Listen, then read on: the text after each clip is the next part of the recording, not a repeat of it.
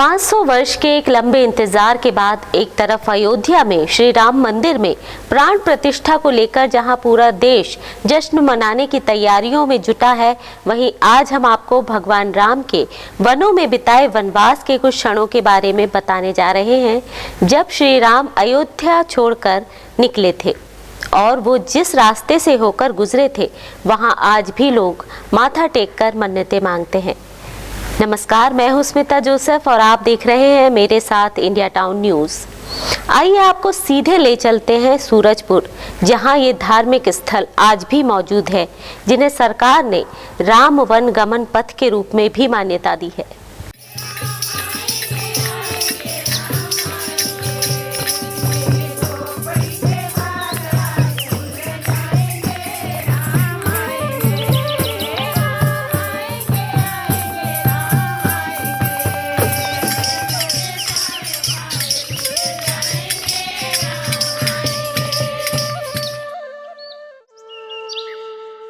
छत्तीसगढ़ का पुराना नाम कौशलपुर था, जो भगवान राम का ननिहाल है।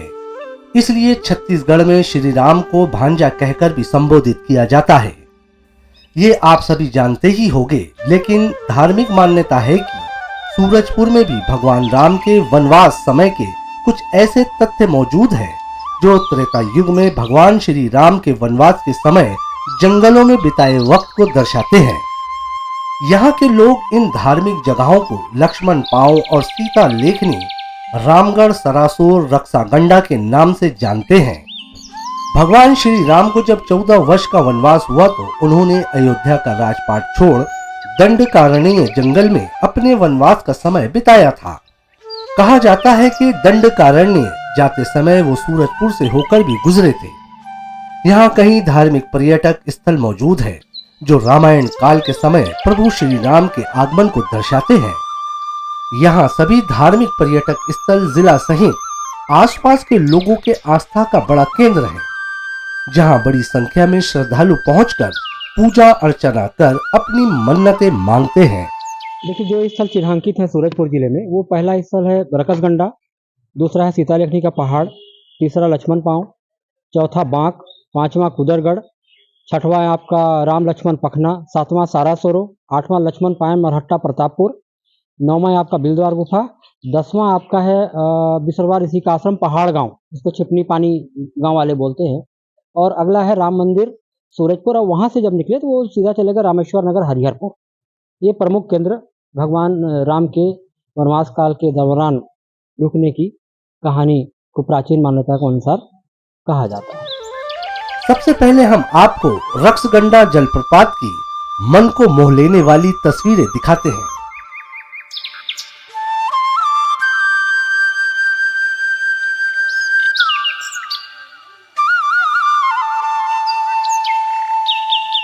फिर इसे त्रेता युग से जुड़े नाते को भी बताएंगे। ये जलप्रपात जहां पूरे साल अपनी प्राकृतिक सुंदरता से सैलानियों को आकर्षित करता है, वहीं ये भी माना जाता है कि यहाँ प्रभु श्री राम ने कई राक्षसों का संहार किया था। रक्ष का अर्थ राक्षस और गंडा का मतलब सैकड़ों से है। इस कारण से इस जलप्रपात का नाम रक्षगंडा पड़ गया।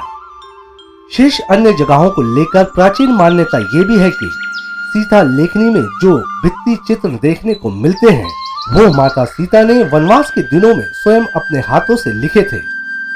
जगह है रोड के बगल पे ही लक्ष्मण पंजा, जहाँ पे लक्ष्मण जी के पैर के निशान आज भी देखने को मिलते हैं। हम आगे थोड़ा सा बढ़ते हैं तो सीता लेखनी पहाड़ है। सीता लेखनी पहाड़ में आप देखेंगे ऊंचा एक गोला पहाड़ है, जिसपे कुछ आकृतियां सिंदूर कलर में लिखी हुई हैं। लोग ये बताते हैं कि स्थानीय बताते हैं कि ये माता सीता के द्वारा लिखा हुआ है, पर जानकार ये बताते हैं कि संख लिपि में लिखी हुई है। और आज भी आप जाएंगे तो वहाँ के जो स्थानीय लोग हैं, वे वहाँ के सिंदूरी पखना के रंग को अपने महिलाएं मस्तक में लगाती हैं और अपने सुहाग को अमर करती हैं। उनका मानना है कि माता सीता का यहाँ पे मतलब आशीर्वाद है। लक्ष्मण पायन और लक्ष्मण पांव में श्री राम और लक्ष्मण के पदचिन्ह देखने को मिलते हैं और मान्यता के अनुसार यहाँ बड़ी संख्या में श्रद्धालु पहुंचकर अपनी मन्नत मानते हैं और पूजा अर्चना भी करते हैं। राम वनगमन परिपथ को लेके काफी पहले से सरगुजा संभाग में शोध कार्य किया। वहां से आ जाते हैं हम सूरजपुर जिले के विशेष रूप से। तो सूरजपुर जिले में आने के बाद हमको मिलता है एक जोगीमाड़ा गुफा, कुर्गी विकास खंड में है। यहाँ पे एक पत्थर को काट के गुफा बनाया गया है। यहाँ पे ये स्थानीयों की मान्यता है या कहना है कि यहाँ पे प्रभु श्री राम विश्राम किए थे। और वहीं से आगे बढ़ते हैं तो कुदरगढ़ी वन देवी का मंदिर मिलता है। यह मान्यता प्रचलित है कि प्रभु श्री राम, माता सीता, वन देवी की पूजा यहाँ पे किए थे उस समय। अविभाजित सरगुजा अनादि काल से जहां वनों से घिरा हुआ रहा है, वहीं यहाँ के एक एक पत्थर अपने आप में राम के स्वरूप को दर्शाते हैं। आज भी यहाँ के लोग सुख दुख में राम का सुमिरन करते हैं। प्राचीन मान्यता है कि भगवान श्री राम माता जानकी और लक्ष्मण के संग जनकपुर के सीतामढ़ी हरचौका से छत्तीसगढ़ में आए थे। इस दौरान ये पूरा इलाका दंडकारण्य के नाम से जाना जाता था। जहां राम के चरण पड़े वो आज धार्मिक पर्यटन स्थल के रूप में विकसित किया गया है।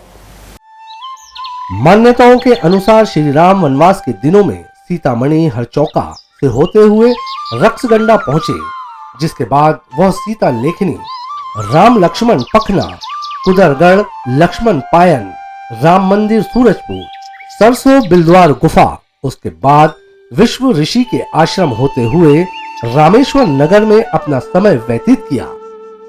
सूरजपुर जिला अंतर्गत एक बिलद्वार गुफा भी है। उस बिलद्वार गुफा में महरमुंडा ऋषि का आश्रम भी बताया जाता है। हम सूरजपुर जिले में बात करें, रामेश्वर नगर एक जगह है, वहाँ पे एक विशाल काय धनुष रखा हुआ है जिसको श्री राम का धनुष बताया जाता है। फिर हम विश्रामपुर और अंबिकापुर के बीच में पिलखा पहाड़ पड़ता है, उसमें जब ऊपर जाते हैं तो वहाँ देखते हैं कि पैर के निशान देखने को मिलेंगे जिसको लक्ष्मण पंजा के नाम से जाना जाता है, जिसको अब गवर्नमेंट ने रामवन गमन पर्यटन परिपथ से जोड़ा है, जहां लोग धार्मिक मान्यताओं के अनुसार पहुंचकर पूजा अर्चना कर अपनी मन्नतें मांगते हैं।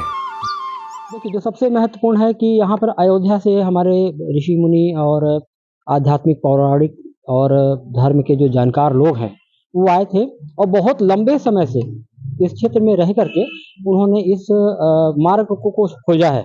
और आप देखेंगे जगह जगह उनके द्वारा लाल कलर का बोर्ड भी लगाया गया है। उसी मान्यता और आस्थाओं के आधार पे हम लोगों ने जो यहाँ पे जो पुराने लोग हैं जिनकी पुस्तकें प्रकाशित हुई हैं, जो शोध आलेख प्रकाशित हुए हैं, जो हमारे बुजुर्ग कह के गए हैं, उन सारी चीज़ों तथ्यों को इकट्ठा करके हम सारे किताबों का संदर्भ ग्रंथ देते हुए इन स्थलों को चिन्हांकित किए हैं और शासन ने भी इसको मान्यता दी है।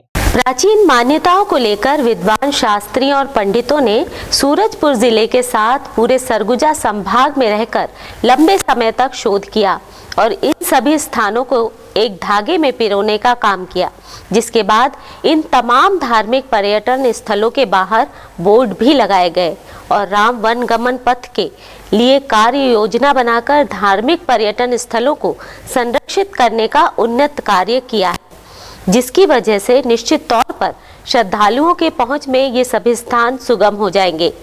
ये रिपोर्ट हमें भेजी है सूरजपुर से हमारे संवाददाता एजाज अहमद ने। अब मुझे दीजिए इजाजत और आप बने रहिए इंडिया टाउन न्यूज के साथ। नमस्कार।